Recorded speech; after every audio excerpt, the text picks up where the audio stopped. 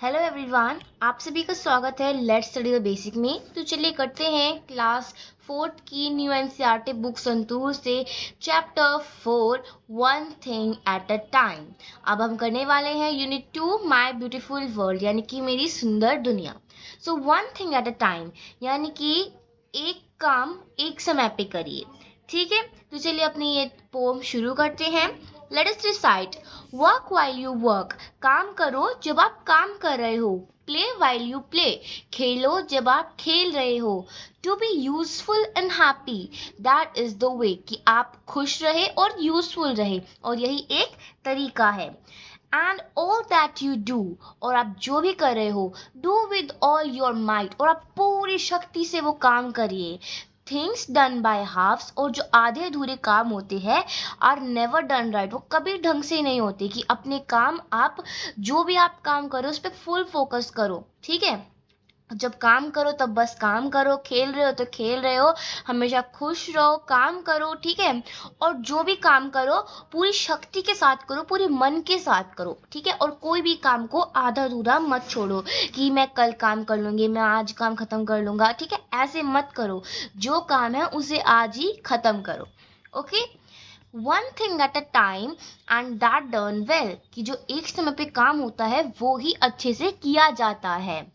Is a very good rule, और यही एक सही नियम है।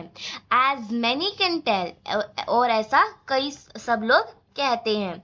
Moment should never be trifled away, कि जो मोमेंट्स हैं, ट्रिफल यानी कि ट्रीटेड एज अनइम्पॉर्टेंट, वेस्टेड, यानी कि बर्बाद ना करो, कोई भी समय कोई भी क्षण बर्बाद ना करो।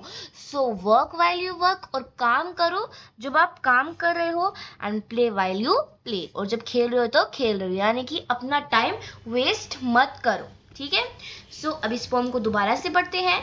Work while you work, play while you play, to be useful and happy, that is the way. All that you do with all your might. Things done by halves are never done right. One thing at a time, and that done well, is a very good rule, as many can tell. Moments should never be trifled away, so work while you work and play while you play. तो चलिए अब हम इस pome के new words देखते हैं। Useful means something that can help और has value, कि जिस चीज की हमें वैल्यू हो, जिससे हमारी हेल्प हो।